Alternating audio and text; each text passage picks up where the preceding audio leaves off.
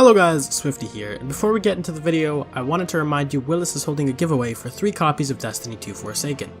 All you have to do to enter is like this video, subscribe to the channel, drop a comment down below telling us what your favorite exotic is, and enter through the link at the top of the video description. No one's going to be surprised when I say that Destiny has some issues when it comes to exotic balancing. Every exotic has its moment to shine, but in very specific scenarios. There are a couple exotics, however, that shine pretty much any time these perks can be activated. Today, we'll be covering 5 of these such exotics and talk about how they can impact your game. Keep in mind that this list is my own opinion, and everyone is entitled to their own opinion. If your list would differ in any way, put it down in the comment section so we can talk about it. Starting us off at number 5, we have the Geomag Stabilizers. Its exotic perk is called Close Enough and reads, when in Chaos Reach super energy is almost full, sprinting tops it off.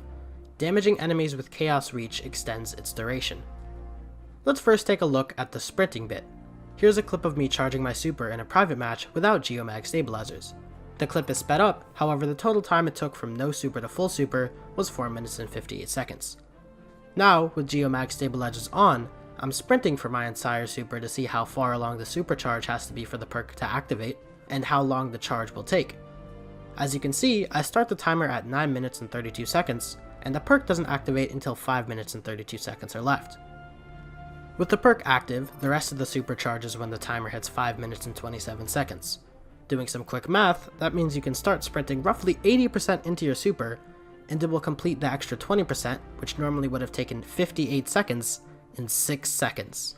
In total, this leaves you with a super in just 4 minutes and 6 seconds, which is a 52-second time save. Now to go on to the super duration.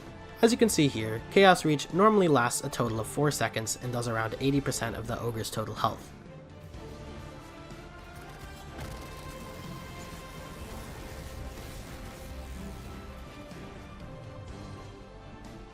Now, we'll swap over to Geomag Stabilizers and hit the Ogre for the entirety of the super, seeing how much time we can potentially increase the super by.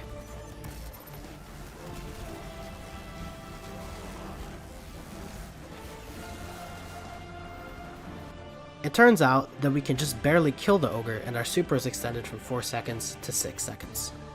So what's the verdict? It has the potential to give you more supers in a PvP game and makes them last long enough for some extra chances at team wipes. For PvP, not bad. For PvE, it gives you the opportunity to do plenty more damage, but Chaos Reach doesn't do a whole lot of damage to begin with. Still, very much worth the exotic slot, but it's only at number 5 because my first impressions were a lot better than they are now after doing the testing. Next up at number 4 we have the Insurmountable Skullfort. Now this one is more so for PvP. Its exotic perk is called Transfusion Matrix and it reads, kills with arc melee abilities trigger health regeneration and restore melee energy. Instead of going on and on about the regeneration times and all that, I figured I could just show you a quick clip and you'd understand just fine. The only thing you'll want to pay attention to is my melee ability recharge, as that's what makes this exotic absolutely insane.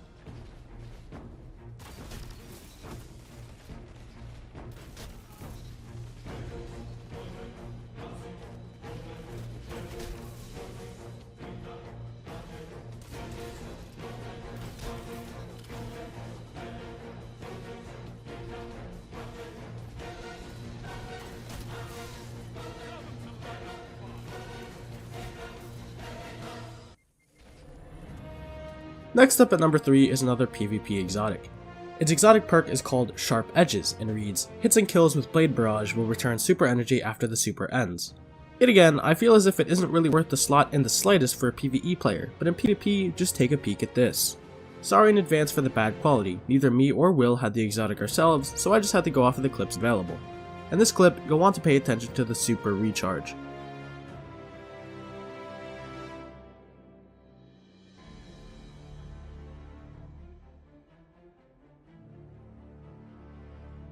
Next up at number 2, Ursa Furiosa. Its exotic perk is called Ursine Guard and reads, move faster while guarding when Sentinel Shield is active. Guarded damage converts to super energy when the super ends. Yet again, another PvP exotic, as its effect works quite poorly in PvE. While I really wanted to test this exotic myself, neither me or Will had it, so I just had to take a Twitter clip. That being said, this exotic is absolutely insane. From what I've seen, shield blocking just one shotgun shot will give you back your entire super. Anyways, here's the clip. Make sure to keep your eyes peeled to the super bar. Okay, do you know what the best thing about this map is? What? From a setup point of view? It's all close quarters. Oh, just bounce your shield off shit? Yeah. Worse. Good point. 3 opponents down. 2 for 1. Your advantage grows. Stay strong.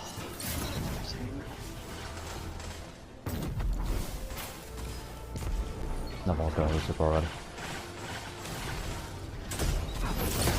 Double down. Yes.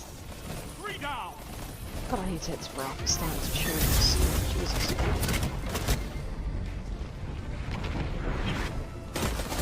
Zone A captured. Power play. Oh my god, Keep you're the just dropping. pressure What on. the? How many 3 orbs? opponents down. Look at them fall. You're unstoppable. Oh, what's King the fuck, Ryan? Now at number 1, Celestial Nighthawk. Its exotic perk is called Hawkeye Hack and reads, modifies a golden gun to fire a single high damage shot.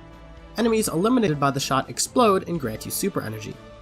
This exotic hunter helmet is made for PvE, and being that I can actually test it, I did. Here's a clip of Golden Gun without Celestial Nighthawk on.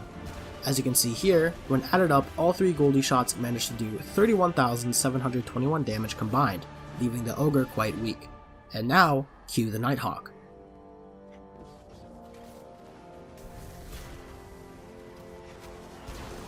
$51,834 damage in one shot. Not only can you put out a shot of Nighthawk faster, but it does exponentially more damage and outclasses all of the other hunter supers. Next time you're raiding on a hunter and are lacking some DPS, put this guy on and you'll more than likely make it up. Well, that wraps up this video, guys. Another informative one, but hopefully helpful nonetheless. If you enjoyed, please make sure to hit that like button and subscribe, as that's the best way to help the channel grow. Drop a comment telling me what your favorite exotic armor piece has been in Forsaken. Thanks for watching, and I hope to see you in the next one. Peace.